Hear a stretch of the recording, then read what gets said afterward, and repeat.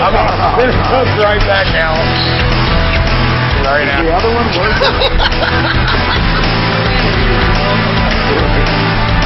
He faded it back in. Like, is the other one working? Yeah, I'm sorry. Thanks for tuning in. My mic felt funny. Actually, what it did was I moved the rubbing off my nipple. In this segment, Ralph is cornholio.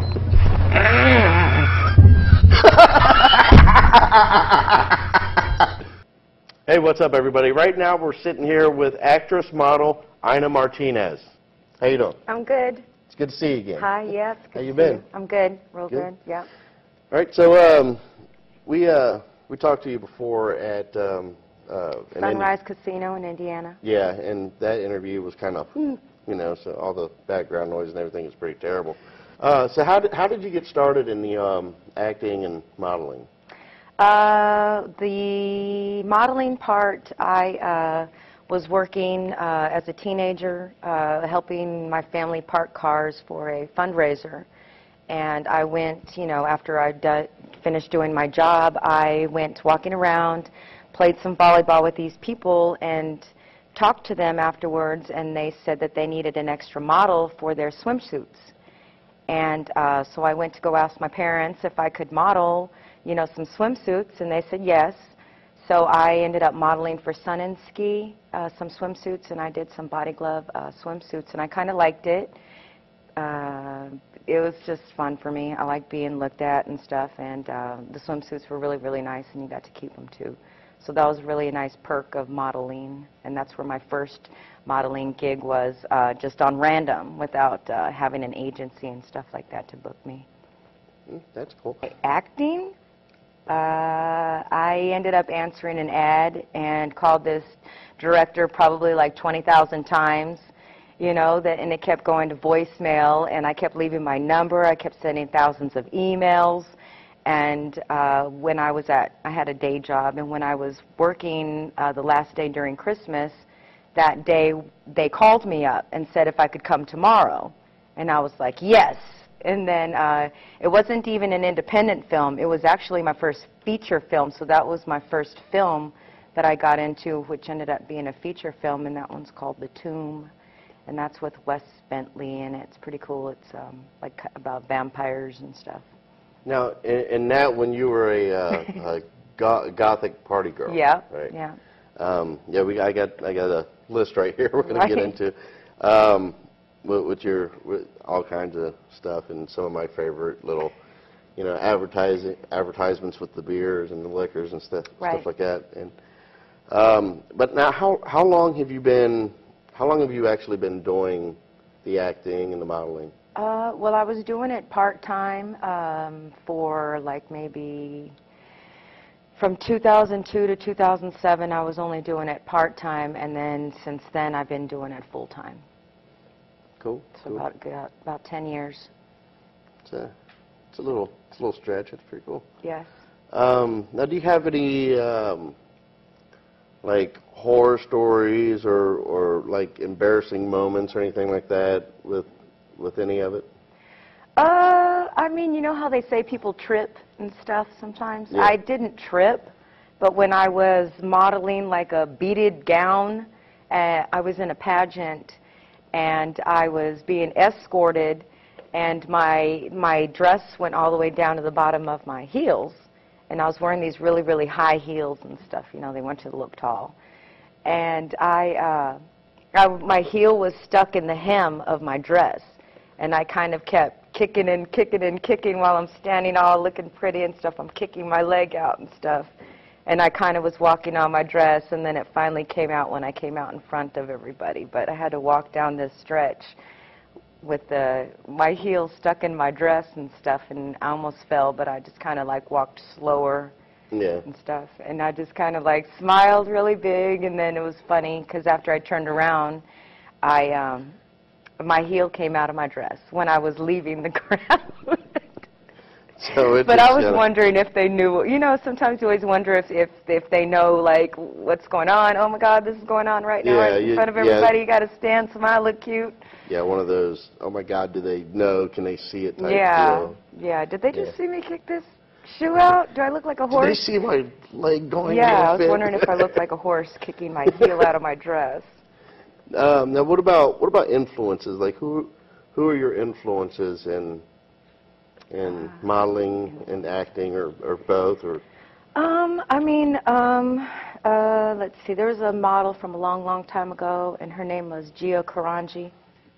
I heard the name. Yeah, she was in New York, model, and she did a lot of a lot of bold modeling and stuff. Was a contemporary model for Vogue magazine, and she was just, you know, she was really lively with all her shots, and in her eyes you could always see the passion in and how she put herself in every shot that she took, like how she was in that moment. Yeah. And I really kind of idolized that about her. Okay. Now do you use that same method when you're doing your shoots or your scenes or whatever? Well, yeah, because I like to dress up. So, you know, when you're modeling, you're always wearing someone else's clothes. You have to feel that feeling and stuff. And sometimes, you know, you just put yourself there. You know, it's just like acting and stuff. You put yourself there. You are that person in time, and how you're feeling at that point and stuff, or what you think that they're feeling at that point, or what the clothes make you feel, is how I just kind of put myself there to have that emotion and stuff. Or I don't know if it makes sense. I don't know if it makes sense. It makes sense to it makes sense to me, because well, yeah, like if you're wearing like a top hat and a dress and a cane and stuff, I mean, you're going to be that. Yeah. You know, like if I'm looking like a ringmaster kind of girl or something, I'm going to be that. Yeah. And I'm going to have that attitude, and I'm going to feel that and stuff when I'm doing a shoot. Yeah. I mean, like I said, it makes sense to me, because when I was 18 or 19 years old, I did some modeling. So it'll make sense to me. I mean, some people might not get it, some people might not understand it, but then, you know, I could be wrong. Yeah, that's just basically taking me out of it and putting myself into my work. Going into a different character. Right. Now, what kind of advice would you give to people who want to start doing acting or modeling, or have been doing it for, you know, been doing it for a little bit of time and just kind of want to, you know, get further into it, or get more into it? I would probably say that make sure that it's something that you really want to do. You know, it's very cost with finances and everything, so you have to invest in yourself, and that's something that's really good. Make sure that you have a lot of people that are sponsoring you, supporting you, because that also helps. And make sure that you sign up with a talent agency, because a lot of times you can get gigs and stuff through people that you know, by networking and stuff, but always signing with a talent agency will help you get those bigger career commercial type deals and stuff. And then when you're seen commercially, your career can only get better from there. So I think that definitely talent agencies, and always networking and stuff all the time with people. Yeah, networking is always good. You can, you're always learning more and stuff that way too, and just kind of pay attention to what your goals are in life. And if, passions are kind of hard to follow and stuff, but it's easier to do a regular day job, and it's harder to pursue your passion. So, but you can do both at the same time, because you do need to have that to back yourself up, to financially support yourself to get to where you want to go before it takes off. Now, you had mentioned earlier, you said it was your first feature film, yes. the Tomb. Yep. Now you have quite a few other feature films that you were in, like 3 of them that I know of. Okay. The Informant, Night Terrors, and Up in the Air. Mm-hmm. Tell me a little bit. Now, 2 of them you were a flight attendant in. It was Up in the Air and The Informant. Right. So how was that experience being a flight attendant in those films? Well, see, now this is where the context is a good thing. The person that called me, that director I called 20,000 times because I wanted to be in this film, was the one that sent me an email to get myself to send in my information and stuff, my application for that movie, The Informant. And he said he was in charge of casting. So he reached out to me and asked me if I knew how to waitress or if I knew how to be a flight attendant. And I said, oh yeah, I can say, what's up, how you doing? Can I get your drink order, please? You know, well, I could be a waitress. And he said, okay, let me see if I've got something for you. And then he came back and offered me a role as a flight attendant. And that movie, The Informant, was with Matt Damon, so I got to be a little 1970s flight attendant with some itchy polyester type of outfit. And he's also, well, actually, that was how I got that role. And it was pretty neat and stuff, you know, and the good thing about Matt Damon when he came in with us was he was, you know, friendly with everybody, you know, how they say certain stars are just kind of snooty or something and don't want to interact. He made it more comfortable and stuff for everyone to, you know, feel like themselves. Because, I mean, they are regular people as well. And it was just kind of nice and stuff to work with him. The Up in the Air with George Clooney. That, actually, at the casting, I had 2 pictures I was submitting when I did my interview. And I had my regular profile picture, and then I had that other photo from The Informant in my flight attendant outfit. And I was applying for a flight attendant role. So I was like, I'm going to give them this picture. But instead, I gave them my headshot profile. And then after I was done with my interview, he had like a big old stack like this and then a little itty-bitty skinny stack. And then me and my friends, we went to go eat. And I kept thinking, man, I should have gave him that uniform photo. So I kept thinking about it, and then my friends were like, if you feel that way, you feel really strongly about it, go back and go see if you can get in front of the line, because there was like thousands of people and stuff there. And I saw the guy, and he's like, yeah, come here. And I said, look, I have another photo. I was in The Informant. I did play a flight attendant. Here is my photo. He took my other one off. He stapled the other one on. And then my application went from this big stack to down this little itty-bitty one. That's cool. And then they sent me an email out of the blue I got, and it said, hey, you know what? You've been selected, you know, to play a flight attendant in Up in the Air. And please await instructions, because it was very hush-hush and stuff. They don't want a lot of people out on set and everything, so they don't want people to come and interfere or, you know, interrupt the filming process and stuff sometimes, because everybody likes to watch and stargaze. And so I had to kind of keep my location quiet and everything, and got to shoot that film because I actually went back. I had this feeling, oh, I need to give him this picture. And that's how I was able to get into Up in the Air with the George Clooney. That's cool. And then now you were also in some independent films too. Now one that caught my eye, and I have a hard time picturing you in this role. Okay, what is it? Point of Deception. You're my FBI God. SWAT. I could not. I'm having a hard time picturing you in a SWAT outfit and one of those I am. AKs. So tell me a little bit about that. I wanted to do that. You Yeah, I wanted to be bad, and I wanted to be tough. And as a matter of fact, that movie is coming out in a film festival in St. Louis. And it should be very, very soon that it's coming out. So they'll be having a premiere. I don't know the exact dates or the location and stuff yet, but that was fun. I got to do like a little bit of fighting and stuff in it, and it was just basically an extra role, but I thought that being a little FBI SWAT team would add, you know, to the toughness of me, you know, just showing different sides of characters that I can actually portray. Yeah, I mean, I can almost picture you just going up to some flight attendant, so that's just right. And then flight attendant turn FBI SWAT, boom. And in another role that in one of the independent films that this is obviously sarcasm. I cannot picture you being a Latina girl. Oh yeah! Oh my God! The People versus the Dollar.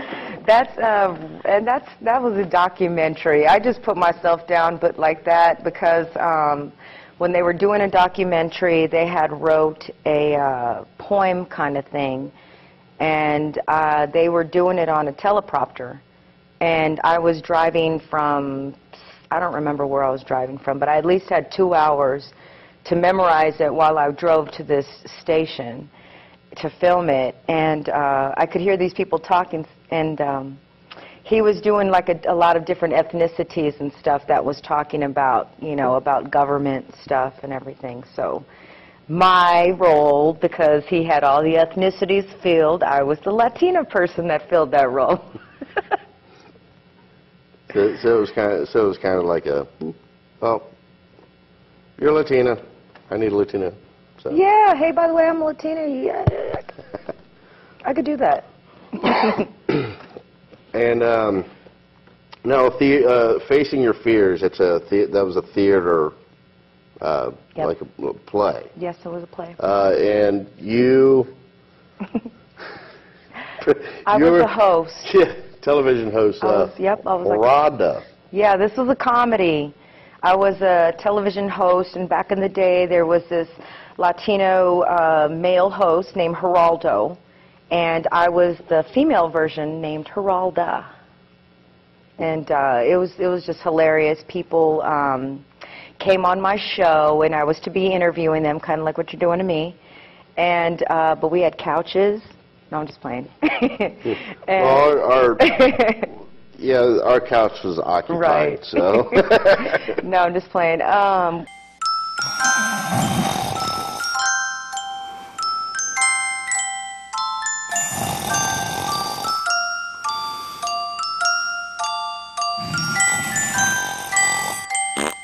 Okay, your set had couches and. Yeah, and no, it's just as they do it in the interviews and stuff like Oprah does and everything. And I had to talk to people on how they should face their fears and stuff, and it was just very totally over the top, like slapstick funny type of comedy, where people were afraid that Hershey's Kisses were kisses of death, and that Big Mac, when they used to have the commercial that said Big Mac attack, they thought that Big Macs were really going to attack them. So it was just kind of really funny. So it was a schizophrenic nightmare. Yeah, I guess it was kind of like that. Well, I don't know if it was schizo and stuff, because that would I guess they would have to be a little bit crazy. A nightmare for a schizophrenic, I should say. Now, another one. Now, this role you had in this one to me is interesting. Okay. Night of the Ninja. Oh my God, that's so funny. I keep forgetting all these things, man. The Day of the Ninja. Day of the Ninja, yeah. Right. I'm sorry. It's right here written down. And they told me to, I had a friend, I was looking for a role, and he said that these people were doing a trailer for a film called Day of the Ninja, and they needed some extras. So I was like, oh, okay, cool, I'll do it. It sounds like fun. And when I went, I didn't even think to bring black shoes. So the only black shoes that I had were these black heels that were in the trunk of my car. So my ninja girl is wearing heels in the trailer. So you were the ninja in stilettos. Yeah, yeah, they knew which one was me and stuff too. Plus they were like, they could see by the eyes and stuff. Yeah. Now my favorite ones you got on here are the alcohol and liquor ads and commercials. Right. You did the Bud World Series and the Bud World Cup. Yep, those are print ads that I did for Budweiser. And I'm basically looking like I'm having a good time. And it's kind of funny because sometimes I've seen those print ads when I've gone like in the grocery store, and I was like, hey, I know that guy and girl. And then in the back, I've seen like my face and stuff in the print ad, you know, where they have the advertisements for the beer when you go into the store and stuff. Yeah, right there at the beginning of the beer aisle. Yeah. And then cool. you did some stuff with Jack Daniel's honey whiskey. Yeah, I'm a Jack Daniel's Tennessee honey, even though I'm not from Tennessee. Jack Daniel's is my favorite liquor. I got some in the car. We'll be back right after this. You can go home drunk. Right. Now those were all the, let's see, events and promotional modeling. So those were all print ads or live events? These were promotions. Some of them were bar promotions, and a lot of the other ones are just, you know, at events and stuff where I would work. Okay. And be giving out free shots or free samples, basically, of their product for Jack Daniel's. And I also did some stuff, of course, for Budweiser and their products as well. I do a lot of wines and stuff, a bunch of California wines. Kendall Jackson is a big one. Turning Leaf is a new one that I've done. But a bunch of beer, liquor, champagne, and wine. I'm pretty good at serving, making people happy, giving them free stuff. Yeah. They like that. Free booze is always a good thing. It doesn't matter where you're at. And free giveaways and stuff. Yeah. That helps and stuff too. Yeah. But yeah, it's usually for the clients, and then I get booked, and then I get to do my thing, smile, look cute, take some pictures, get some free liquor, and make everybody else happy. Yeah, well, I know it makes me happy when somebody comes up to me, hey, free liquor? So, yes. And now, you were in some modeling contests, too. Yeah. Hottest Girl in the Club contest winner. Yeah, I think I was the only one there. That's probably why. That helps. You know, winner by default on that one. Right. But that's not really fair. But Miss Tanco Mardi Gras? I was a spokesmodel for the Tanco, which is a national tanning company all over the country, and it's called the Tanco, the Tan Company, and I was their spokesmodel in St. Louis, in the St. Louis region. And Miss Mardi Gras was Miss Mardi Gras 2009. And then also Miss Summer in the City. Yeah, I was a bikini model, and I was Miss Summer in the City. Lots of, I mean, that's not even, I mean, what we talk about is not even half of what you've done, not even half of it. I mean, there's a whole slew, I mean, a whole, you know, a stack, you know, of things that you've done. It's hard to update all the time because I'm doing stuff. Sometimes I'll be double booked, and I used to be really good about, you know, putting it on my resume and stuff so I could kind of get ahead and keep up with it. But it really is and stuff kind of hard to keep up with it when I think about it. Yeah. Sometimes. Especially, I mean, especially with your talents, I can imagine it's hard to keep everything updated and stay on top of updating and, you know, trying not to double book and everything too. So double book. If it's and the good thing about that is I choose it.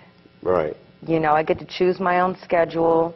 You know, if I do something in the morning or something late in the evening, I also think about, my friends don't want to hang out with me. Why don't I just go work and make some money at all these events? And when I attend the events, I actually have because I've never, you know, like if it was, let's see, like sometimes people won't want to go to Mardi Gras. You know, I got to work it. I was already Miss Mardi Gras, so I of course had a good time because I was in the parade. And had to do a lot of photos and meet and greets. I had to do a lot of announcing of the bands and stuff, and I got to see a lot of behind-the-scenes thing. So I enjoyed it. So, and every time I do events, big events like that, I always have a good time. And I really don't have time sometimes to worry about if my friends are having fun or if they want to come, because I already got to be there. Yeah, yeah. I know how that is. But that's all the time we have. Okay. Which today I wish we could sit here and yeah. talk more, but we're out of time. That's good. Thanks for coming out. Thank you very much for having me. Pleasure talking to you as always. And, you know, good luck on everything that you got coming up. And hopefully we can see you soon. Yes. All right, great. And, thank you for having me. I love What's Good Cincinnati, and I love the city of Cincinnati, too. Right now I'm sitting in the studio with Marcus Oglesby. Good. Is this what we shake? Yeah, you got it right. It only took 3 times to get your name right. All right. How you doing, man? I'm doing good, man. Doing good, having fun in Cincinnati. Oh yeah, and we thanks for coming out, man. I know you Thanks made for having me. Definitely. Heck of a drive last night coming out to do the show at America Live. And, not so bad. Yeah. Got to get on the road to be a road comic, right? Yeah. Well, I've made the drive before, and I know it's. I went. The GPS is what screwed me, man. I spent literally almost 3 hours of the trip on 2-lane road, 73 or something. It didn't take me the way I've always been to Cincinnati. It took me another route, and I followed it like an idiot.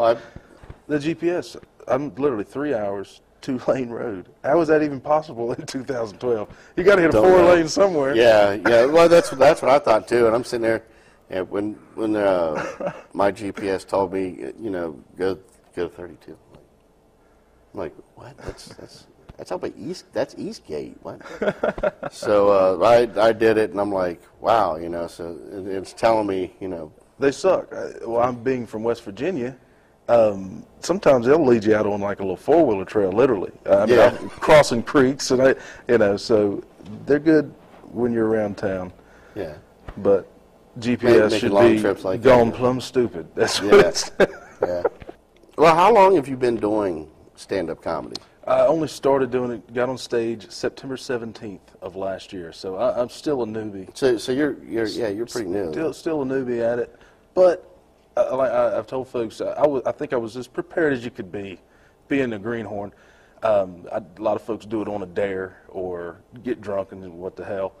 But I had been wanting to do it for a decade at least, maybe even longer. But I had been writing for months leading up to it. So by the time I got up there, other than the nerves, obviously, it went fairly smooth. So Yeah, I've been loving it. It took me a couple of years to get into my comfort zone when I first started. Yeah. And I'm still a little bit, you know, timid behind the mic, and you know, but I mean you know, watching your set last night, I was like, wow, he has to have been doing this for a while. Wow, thank you. I mean, and you seemed like you're like really comfortable behind the mic. Thank you, man. And you telling me now, smoke like, and mirrors, man. I'm a ball of nerves. Yeah. I swear. I get very nervous before a show. But what's helped me, background-wise, always been a performer and a clown, just growing up. You know, anytime I could try to entertain some folks, I was doing it. Family gatherings, I'm usually in the center, you know, entertaining. Self-taught guitar, but decent little songwriter, you know, and written a bunch of original songs and stuff. So I've played writers' nights and getting on the stage in front of people, and, you know, so that helped work away the nerves of comedy. But, as anybody will tell you who does music and comedy, totally different animal, man. Oh, yeah. Totally. When you don't have that guitar to hide behind, it's a totally different beast. And background music works. Background comedy doesn't work. You got to get them people looking at you. They got to be paying attention.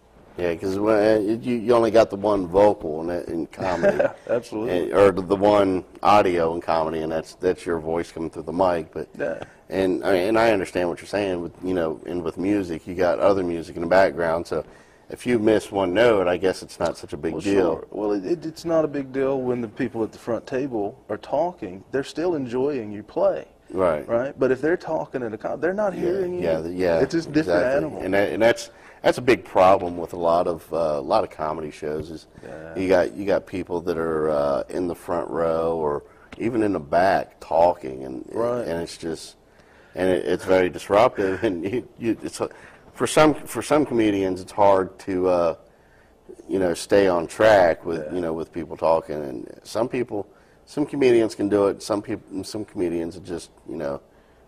So far, I just try to blast through it. Yeah. I'm pretty loud.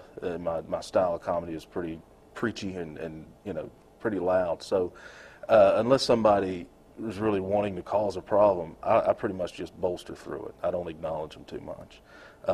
I see other comics, though, that have more of a laid-back delivery where, yeah, man, when somebody's talking and it throws you off your timing, that's a struggle. Yeah. That is a struggle. And I think there's a disconnect with audiences, especially at smaller venues. You know, that if they're going to a Funny Bone or something, they're going to see a comedy show. If they're going to a comedy show at a bar, yeah, they're kind of going to a comedy show, but they're kind of going to a bar to hang out. Yeah. So there's a disconnect there. Is like, I don't think they see us as performers, you know, as somebody who prepared something that you're supposed to be quiet and listen to. But, you know, the only way to educate an audience is to get their attention in the first place. Yeah, I agree with that, and it's they probably. I mean, I don't.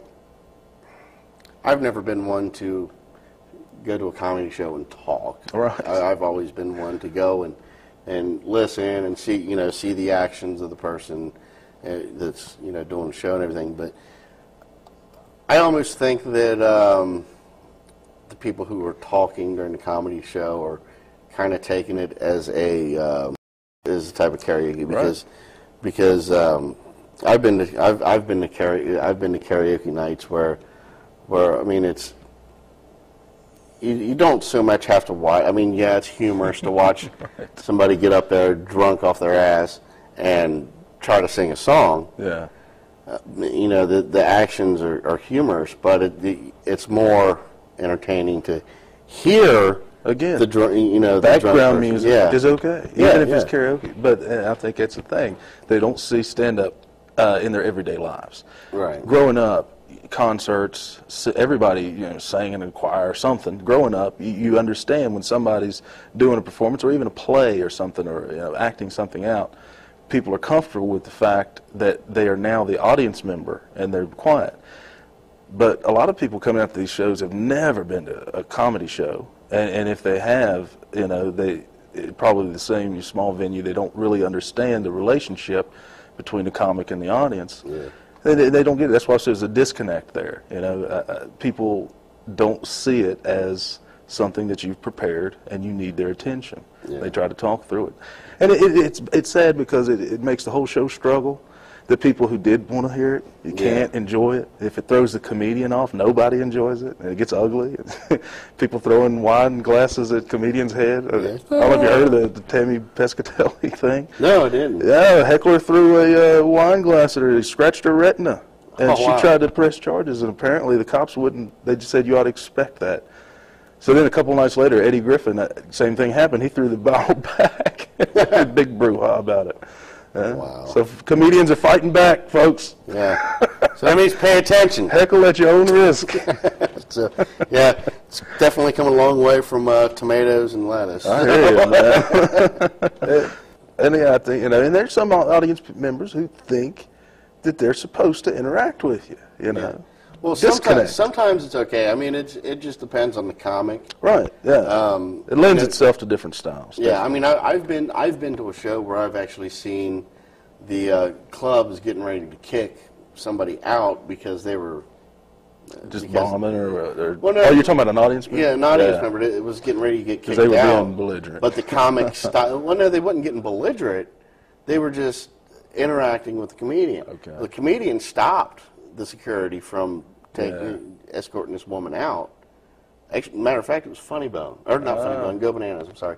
And the comic actually stopped the security from escorting this woman out because he was having fun with her. Yeah.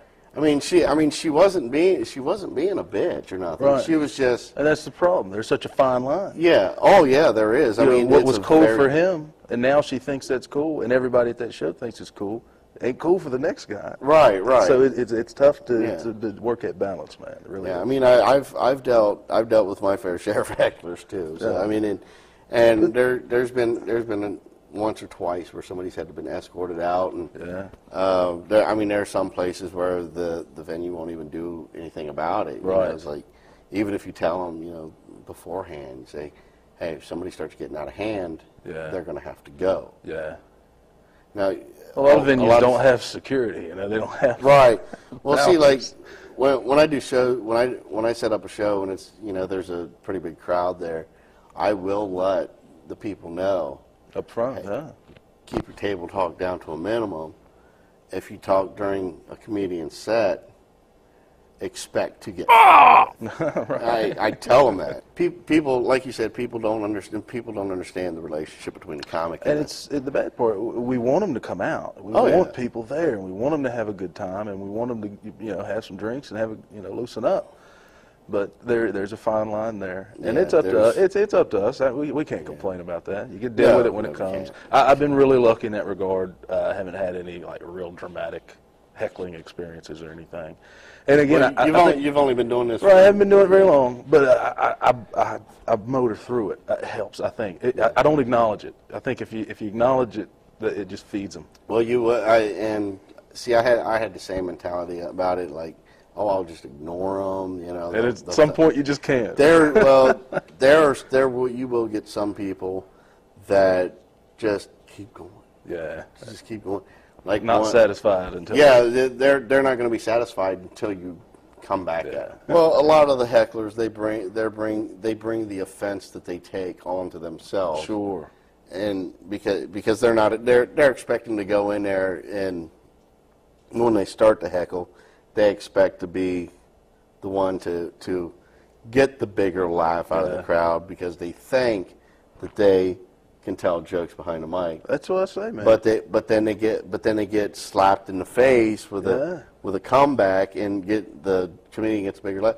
And one thing that I've always been told is the comedian will always win. I mean, that's what I'm saying. How could they not? You're walking into their domain. Now, what are some venues that you've performed at? I'll tell you. One struggle that I have where I live, you know, I don't know if we've talked about it. I'm from West Virginia. Maybe I mentioned it. But around where I'm at, around Huntington and Charleston, there's just not a lot of venues. There's not a lot of places to play. You know, there's some local promoters, and they do good with what they have. But there's, you know, the Funny Bone in Huntington closed. There's one comedy club. Oh gosh, it's in Charleston at the Ramada, and gosh, I'm trying to remember what it was. Anyway, I think I know what you're talking about, because I think when I went out there, because I went out there to perform at the Fifth Quarter. Right. And we were talking about that. I can't remember the name of it either, but they did say it was a Ramada. I'm totally blanking. But anyway, I don't think they're too open to local comics coming in. One of the local guys did some MC work there, so I'm hoping that's changed. But not a lot of venues is what I was getting to. Yeah. So that's why I'm doing a little bit of driving out here to Cincinnati. Last week I did a show up in Circleville, some good comics up there at Port Columbus. But for the most part, Whiskey River in South Point, Ohio, they have a comedy series there. Vic Clevenger's kind of the name attached to that, and they had some good comics come in. I've opened for a few of them, done some shows there. It's one of my favorite rooms. Other than that, there's some local open mics around where I'm at, but that's what I'm looking to do. I'm looking to travel a little bit. I've been getting a good response, so just want to get my name in a broader area. And it's working so far. I met some great comedians. You know, last night, we didn't have a great turnout, but I got what I came for. I met you guys, and, you know, connections and word of mouth and all that's so important. So you know, the venues will come. You know, I just, right now, want stage time, want to hone the craft. Without having a lot of venues around me, I don't get to work out every night. You know, I don't get to go up 3 or 4 times a week. You know, if I get to go up once a week, you know, every weekend for a little stretch, that's great. But that's what I have to deal with. So definitely want to start doing the bigger rooms and stuff, but don't expect to jump right into it either. Right. So I'm putting in my time, man. Yeah, when I paying some dues. When I first started out, my actual first set was at Go Bananas. So wow. Yeah. Now, do you have any like embarrassing stories or like horror stories yet? I mean, I know you haven't been doing it for a long time, but yeah. I mean, I don't really have anything. So far, it's been so positive. The reaction, the response has been really positive. Folks coming up to me and after the show and stuff. I have forgotten words up there because one thing I didn't do from the start was I don't take any notes up. And there's pros and cons to that. I do. I do. You know, and a lot of folks think it looks bad on something, but when you're up there and you totally lose your train of thought, you really wish you had something to look down to. Them notes come in handy. But I didn't do it from the start, and so far I haven't had to. But I've forgotten stuff a few times, and you know the good part about having a music background is you forget verses and chords, and you just got to keep going, you know. So that's what I do with comedy, just keep going. You know, sometimes I'll make something up until I remember what I was going to say. Yeah, or you're just kind of like. Well, that's what you don't want to do. You don't want to, you know, let them know you forgot something. Well, I do all the time. Like, damn, I forgot that joke. Oh, in that moment, that is a gut wrenching moment, man. You're up there in front of people, it's like. Because I mean, you stop mid joke and you're like, damn, I forgot what the. I mean, sometimes it goes well, sometimes it don't. I mean, I've had it go both ways a couple times. Yeah. Like, I mean, I'd be mid joke and I'd just stop like, oh shit, I just forgot the rest of that joke. Right. Yeah, and you can still get a good laugh, and sometimes you get some good improv out of that. What about influences? Who are your influences? Man, that's one thing. It's hard to pinpoint. I remember listening to comedy albums when I was like a little bitty kid. Yeah. My dad had a lot of vinyls, like everybody back in the 70s, and he had Mom Mabley. I don't know if you ever heard of her, Mom's Mabley, and old Red Fox albums. You know, the original stuff. Richard Pryor, Sunset. We had that on vinyl, and we had a little stereo that played records and 8 tracks. And we just listened to that. Me and my brother, we just started getting humor early, I think. You know, my dad's kind of a clown, and we just started getting the jokes. But the first time I really remember, I guess, realizing it was a career or an occupation was Bill Cosby himself. Yeah. When I saw that, I already knew who he was from Fat Albert. And I knew you were going to bring up that album. Yeah, a lot of people do. I'm telling you, before that, I don't know if I remember watching a comedian and thinking that crowd is there to see him and they paid to get in, and he's just owning them, you know, just controlling them, and that appealed to me. And then later on, obviously Carlin was huge. Oh yeah. I really try to think like him as far as things that are just so off the wall and shock. I like to bring people to a point and then just really throw something out. Yeah, make them go, oh my God, what the hell? Right. And make them think while they laugh. I think it's huge. I think if you're silly, you're going to get laughs. But if you make them think about something and really intellectually laugh, then you got something. That's the way I try to. But I know I was talking about influences, the older stuff, but the newer stuff is a wide range. I mean, Dave Chappelle was huge for me even before the show. I love his stand-up was killing me. Kill Him Softly, I think is the name of one. But that was a huge influence. Guys like Chris Titus, Louis C.K., obviously, just the huge names are so easy. But the Bob and Tom Show was also a huge influence on my comedy as far as making the move to stand-up, because I finally was exposed every morning to a bunch of comedians, and I'd never had that. So through the Bob and Tom Show, I learned a little bit about the business and what they did and how to write a joke and what's not funny, and you know, so that was a huge one. And I wanted to mention that because I know that's big in this area too. Yeah. Not everybody gets them back where I'm at, but fortunately I do. My mom actually had one of the I don't remember which one it was, but had one of the Cosby albums. Yeah. It might have been himself. I'm not sure which one it was, but she liked Cosby. Right. But she. I remember when I was a little kid, we were the only ones that had HBO. Well, not the only ones, but not many people had HBO when I was little. Yeah. And HBO 1 hour or half-hour comedy hour, you know, and the one-night stands and all that. I would go to school and be quoting that stuff and just killing it with it. Did you guys have that big box that was connected to a cord on TV with like 40 buttons? Well, I remember the first box we had was the brown one with the big red digital number right there. Oh. And the huge gold remote control. Yeah, you're like. Yeah, that was the first one.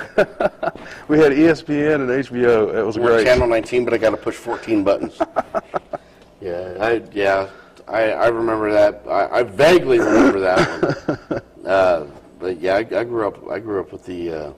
Well, wasn't in my house, but my grandma had it, and then the people who lived across the street, a good friend of mine, they had it. Big box that had 20 buttons on this side, 20 buttons on this side, and 3 down here. How far have we come in such a short? Yeah, now your cable remote's a dish that big and a when it was little, you had like a handful of channels at best, and we were lucky because a few years before that they had no TV. Yeah. And now people are bitching that their iPhone isn't working fast enough. I know. You know. My smartphone ain't very smart. What the hell's going on? I mean, we have just taken so much for granted. Oh, yeah. And it's scary to think, where is it going to be? Like 10 years from now? I mean, what are we going to be doing? It's amazing. I seen an article. It's funny you bring that up. I seen an article on Yahoo News and the whole technology thing. These homes of the future. Yeah. If you I don't know if you go to Yahoo or anything like that. Like I got my homepage set up in Yahoo. So Right. As soon as I load the internet and I click on the Internet Explorer, had homes of the future, and I was looking at it, and I was like, man, they don't look like very big homes because it showed a picture. It was a concept picture, is what it was, of 2 people in this window. But I'm like, that don't look like it's barely enough room for a bed and a dresser right, and a toilet. I mean, what the hell's going on here? And I was reading the article about it, and I got a good chuckle out of it. I said, I'm reading like, okay, how do you live in this thing? Because it looks so small, and that's what I'm looking for. And I got to the point where, and they said, one of the perks of this house is if there's a tornado, it goes into the ground. I'm like, oh, it actually. You kidding me? If they thought about the tornado factor to where it won't get taken away by a tornado by having it sink into the ground. An escape pod into the earth. Yeah, but you got a house that's as wide as this table, and you're trying to. Yeah, for the rest of the time. Yeah, for that 15 seconds when the tornado comes through, you're going to be really glad you've been cramped up. Yeah, I mean it looked really it looked bigger than the table, but just. It looked really small. Well, you probably seen it. It was going around Facebook here the other day. That picture of Back to the Future where Marty McFly was in the future, right? It was 2012. It was the date the other day. Yeah, Did you see that? Yeah. And it was so outer world, like flying around on this. And it's funny. We haven't made those advances, obviously, but they could not have foreseen an iPhone. The hoverboards, right? They're real, right? They were on the market a couple years after that. And we still no advances. Still no jetpacks. Yeah. Oh shit. Well, there are jetpacks. Well, not for everyday use. Yeah. Tim Wilson's song, "Where the F is my jetpack?" Yeah. That's a great. The actually $6 Million Man used one. You remember that show? I do. No. Lee Majors, man. I had the little doll where you looked through the back of his head and his eye was red and it looked like it had a scope in it. Oh yeah. It was this huge doll. Man, all the advances. We can rebuild it. That's what I was saying. We're not flying around, but they couldn't have foreseen an iPhone or an iPad or even a Kindle. Yeah. There's some amazing stuff going on. Now they're we take it for granted. Till your power goes out for 4 days, which mine did a couple weeks ago. Yeah, now they're talking about the whole after the Iron Man movie came out, the first one. Now they're talking about I don't know if it's going to be like Apple or who the hell is going to make it. Probably Sony. Yeah. Where you have the holographic images now coming. Right. They're talking about that, and I'm really so now I can sit back when I'm all alone at home and act like I'm Tony Stark. That's it. To check Facebook. Let me pull out my notifications. Oh, that's funny. But and I want one of those just so I can try to be one of the first ones to have it and just be like, hey, be a good pickup line. Yeah, check this out. Hey, I'm Tony Stark. That'd be an awesome way to get a girl's number. Just set your phone up and your whole Rolodex. Yeah, and you could just go, here, type your number here. It still wouldn't work. No, it wouldn't. Be like, do that, my luck. She pulls out one that's like that small and just goes, okay, here. Or she's better than you at it, and she adds you to the sex offender registry right now. You're a red dot. Yeah. Oh, shit. Yeah, it's a lot of the technology anymore is just it's not to the point to where it's amazing anymore. It's getting to the point to where it's humorous. Well, but that's the problem. All of this should be amazing. Yeah, and we take it for granted, man. It's just I mean, we just look past it, and now it's even comical. You know, it's like that little house. You know, it's like, right. And I started thinking like, what are they going to do? They making like, I mean, they contacting Rick Moranis for the shrinking machine to actually live in this house. It was one you could just build out back and then just go get in it and sink into the ground, put your head in the sand like an ostrich. We'll wait this one out underground. Yeah. That's my dad. He's got this funny concept, which I intend to write about, just haven't done it yet, about, you know, rich people and governments having underground bunkers. And he said if anything ever happens, the apocalypse comes, he's headed to the coal mines. He's getting some flashlights and going down in the mines. It's probably the safest place to be. I can't imagine it would be. But hey, it's better than sitting outside waiting for the cloud to hit. Well, you've got all that carbon and aluminum down there. They're ventilated and all, but whew, that's dark. I don't care as long as I live through the apocalypse. I don't care. But do you want to live through it? That's the question. Yeah. Do you want to be on the other side of it? Come back out. Come back out. You got a chick walking around with 4 titties. And, you might be better off just checking out with everybody else. They only got 2 hands. What the hell? This is going to be fun. But yeah, I mean, you'd probably be safer in a coal mine, and you wouldn't want them underground bunkers anyway. I think I want to stand right there in the mushroom cloud and just end. Had a good run. That's a big ass shroom. Yeah. Oh. I can't imagine the cow that let that one out. But yeah, we got a little off track there. Oh no, it happens. It happens. What kind of advice would you give to anybody who's newer than me? Newer than you, yeah. Man, I try really hard not to give advice because some people could like it and some people don't. And I'm actually probably on the side that I'm open to advice. Like a buddy of mine, Adam Grubb, another comic I did a show with in Circleville. I know Adam. You know Adam. He came out right. You know, what's going with that? Gosh, I lost my train of thought. But the advice thing. Right. Oh, the first time I met him, that's where I was going. Okay. He said, hey, I give you a little advice. And we just met. And I'm a really upfront guy. I'm very nice. But I told him, I was like, as long as you don't get mad if I don't incorporate it. You know, I just upfront. Yeah. And we've been cool ever since. But that's the way I am. Writing is very personal to me. And if I get up there and bomb on my stuff, then so be it. Yeah. But if I get up there and I do what somebody else told me to do, it ain't me. You know, now I'm taking advice. I mean, you know, if somebody helps you with your timing or your delivery, that's great. Yeah. But as far as me telling people, the only thing I tell them is I don't worry about the audience thinking I'm funny. I write and I perform what I think is funny. And the glory comes when a bunch of strangers agree with you. Yeah. You know, if you can get people to agree with you it's funny, that's why you do it.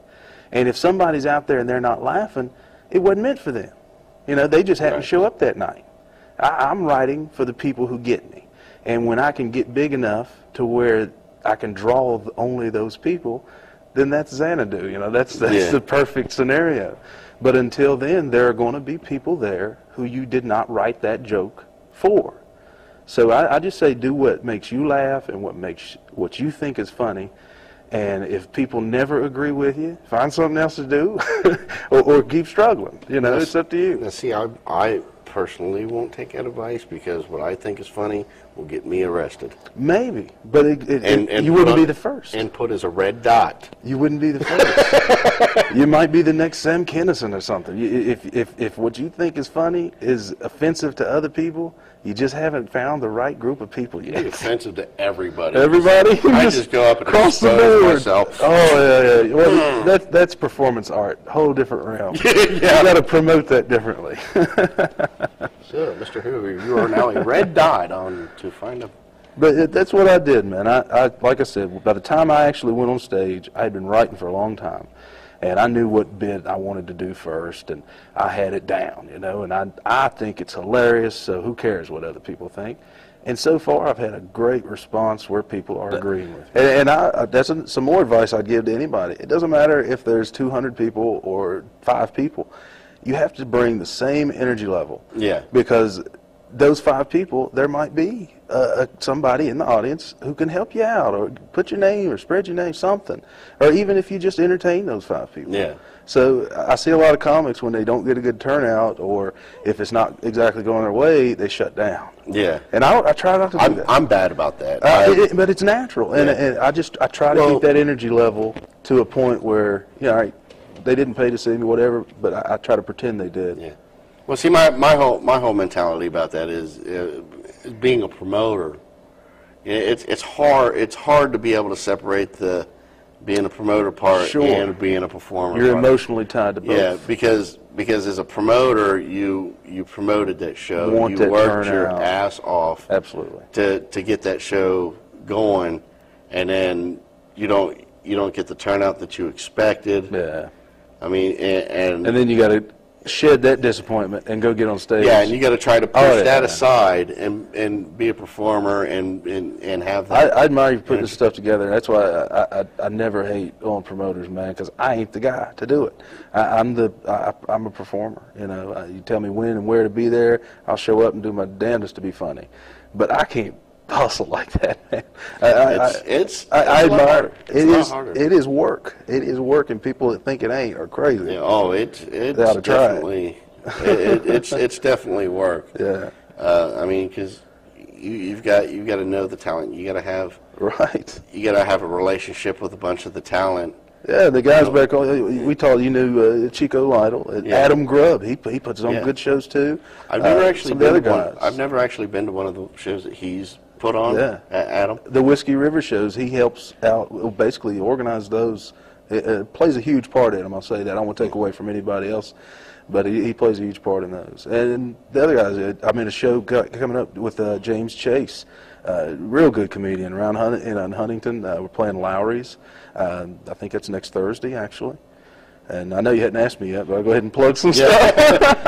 Let's go ahead and get the question now. Most of my plugs they're going to be around the Huntington area. I've got the Whiskey River in South Point, Ohio, going back there in September to do kind of like a re-show.